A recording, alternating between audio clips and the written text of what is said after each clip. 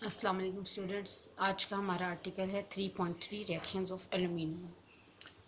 सबसे पहला हमने रिएक्शन जो इसका डिस्कस करना है वो एयर के साथ नॉर्मल कंडीशंस के ऊपर यानी रूम टेम्परेचर के ऊपर एल्यूमिनियम की अगर किसी भी शीट को या पीस को एयर में एक्सपोज कर दिया जाए तो वो अपने ऊपर एक कॉन्टीन्यूस कोटिंग फॉर्म कर लेती है, थिन कोटिंग एल्यूमिनियम ऑक्साइड की, और वो इसको फिर फर्दर एटमॉस्फेरिक अटैक से प्रिवेंट कर लेती है, चाहे वो ऑक्सीजन हो चाहे वो वाटर का रिएक्शन हो। तो इस वजह से हम कहते हैं कि जो एल्यूमिनियम की शीट्स हैं वो करोसिव फ्री हैं, उनके ऊपर यानी करोजन का अमल या डिके का अमल नहीं होता। लेकिन अगर हम एल्यूमिनियम की फाइनली डिवाइडेड फॉर्म यानी पाउडर फॉर्म को हीट कर दें 800 डिग्री सेंटीग्रेड के ऊपर या इससे अबव, तो मेटल जो है वो फिर एयर के साथ रिएक्ट करके एल्यूमिनियम ऑक्साइड भी फॉर्म कर लेता है और एल्यूमिनियम नाइट्राइड। ये रिएक्शन उस वक्त होते हैं जब एल्यूमिनियम एयर के ऑक्सीजन और नाइट्रोजन के साथ कंबाइन होता है 800 डिग्री सेंटीग्रेड पर। ये रिएक्शन एक्सोथर्मिक होते हैं। इन रिएक्शंस में ना सिर्फ हीट इवॉल्व होती है बल्कि उसके साथ साथ वाइट लाइट भी प्रोड्यूस होती है।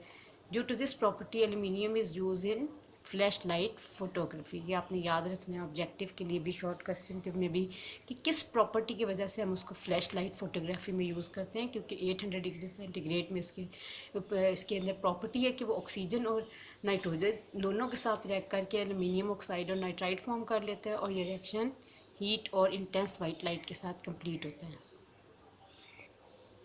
ये रिएक्शंस आप देख सकते हैं। 4 moles of aluminium 3 moles of oxygen के साथ फॉर्म करते हैं 2 मोल्स Al2O3 के। 2 मोल्स एल्यूमिनियम 1 मोल नाइट्रोजन के साथ कंबाइन होते हैं और फॉर्म करते हैं एल्यूमिनियम नाइट्राइड के 2 मोल्स। फार्मूला एल्यूमिनियम नाइट्राइड का होता है Al(N).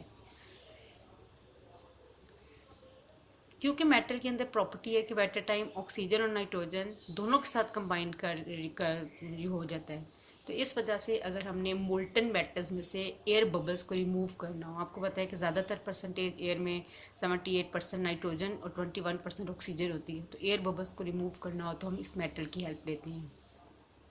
इसी तरह जो साल्ट सॉल्यूशंस होते हैं वो एल्यूमिनियम को बैडली करोड कर देते हैं, तो इसलिए हम एल्यूमिनियम या एल्यूमिनियम के कोई भी अलॉय को मेरीन यूज़ के लिए मेरीन पर्पसेस के लिए यूज़ नहीं करते।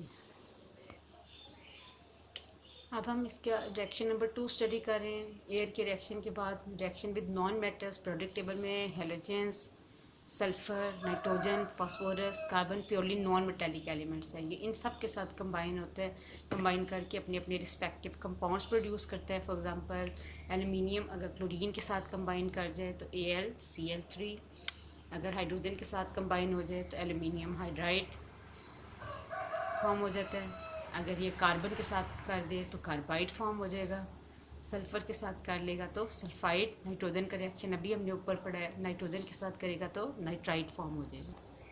थर्ड प्रॉपर्टी एल्यूमिनियम की ये है कि ये एट ए टाइम एसिड्स और अल्कलीज दोनों के साथ रिएक्ट कर जाता है, क्योंकि इसकी नेचर एम्फोटेरिक है।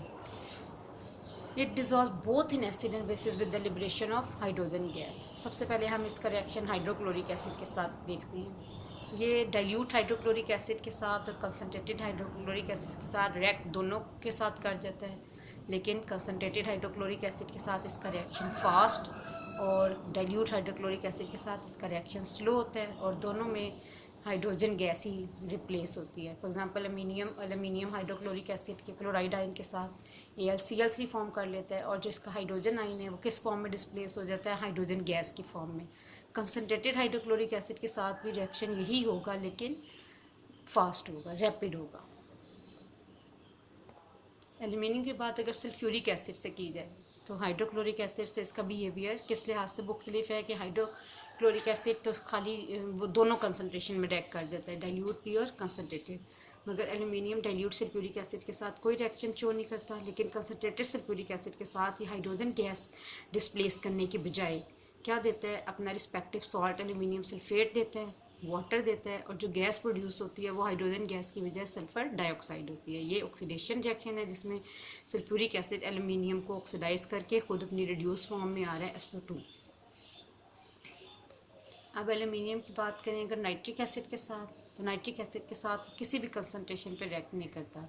क्यों? क्योंकि नाइट्रिक एसिड के साथ वो एक नाइट्रिक एसिड एल्यूमिनियम को ऑक्सीडाइज कर देता है और उसके ऊपर एक प्रोटेक्टिव कोट फॉर्म कर देता है एल्यूमिनियम ऑक्साइड का। तो इस तरह क्या हो जाता है कि एल्यूमिनियम बिल्कुल अनरिएक्टिव या पैसिव हो जाता है। अगर हमने एल्यूमिनियम नाइट्रिक एसिड को अगर हमने ट्रांसपोर्ट करना हो कहीं, तो फिर हम उसको किस कंटेनर में करते हैं? एल्यूमिनियम कंटेनर्स में, क्योंकि एल्यूमिनियम का नाइट्रिक एसिड के साथ कोई रिएक्शन नहीं होता। अभी मैंने जब ये रिएक्शन स्टार्ट किया था तो बताया था एल्यूमिनियम एम्फोटेरिक नेचर का होता है, वो दोनों सब्सटेंसेस के साथ रिएक्ट कर देता है, एसिड के साथ भी और बेस के साथ भी। तो एल्यूमिनियम का ये रिएक्शन नीचे आपको सोडियम हाइड्रोक्साइड के साथ नज़र आ रहा है एक्वस सोल्यूशन के अंदर। एल्यूमिनियम एक्वस सोल्यूशन यानी वाटर की प्रेजेंस में NaOH के साथ रिएक्ट करके अपना सॉलेबल एल्यूमिनेट फॉर्म करता है, जिसको हम सोडियम एल्यूमिनेट करते हैं। फार्मूला आपके सामने है NaAlOH4 और साथ में हाइड्रोजन गैस लिबरेट होती है। यहाँ तक इसकी केमिकल प्रॉपर्टीज़ कंप्लीट हो गई। अब हम इसके यूजेस देखेंगे। नंबर 1, एल्यूमिनियम जो है लाइट वेट होने के साथ साथ बहुत हाई टेंसाइल स्ट्रेंथ पोजेस करते हैं, इसी वजह से मजबूत होती हैं इससे बनने वाली चीज़ें लाइट वेट होने के साथ। तो हम इसको ट्रांसपोर्ट इंडस्ट्री में एयरक्राफ्ट, शिप्स और कार्स की कंस्ट्रक्शन में यूज़ करते हैं। नंबर 2, हीट और इलेक्ट्रिसिटी दोनों का बहुत अच्छा कंडक्टर है। तो हम केमिकल इंडस्ट्री में और ऑयल में और बाकी इंडस्ट्री में इसको हीट एक्सचेंजर के तौर पर यूज़ करते हैं, क्योंकि इसकी सरफेस से ज़्यादा इजीली हीट एक्सचेंज हो जाती है। बहुत अच्छी कंडक्शन प्रॉपर्टीज़ है। और जो हैवी ड्यूटी इलेक्ट्रिकल केबल्स होती हैं उनमें इसकी अच्छी इलेक्ट्रिकल कंडक्शन प्रॉपर्टी की वजह से उसमें भी इसको यूज़ किया जाता है।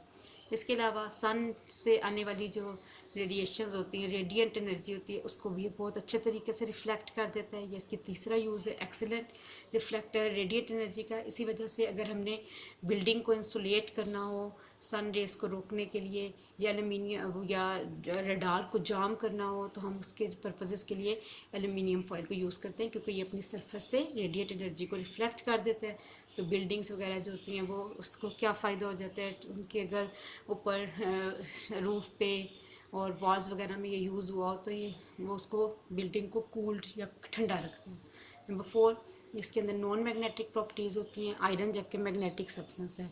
तो ये जो नेविगेशनल इक्विपमेंट्स होते हैं शिप्स में, जिससे जो है हम जो रास्ता है उसकी बारे में गाइडलाइन देते हैं, वो जो है उसमें ये यूज़ होते हैं नेविगेशनल इक्विपमेंट में। नॉन अगर हम आयरन को यूज़ करें तो वो मैग्नेटिक प्रॉपर्टीज़ की वजह से इतना अफेक्टिव साबित नहीं होता।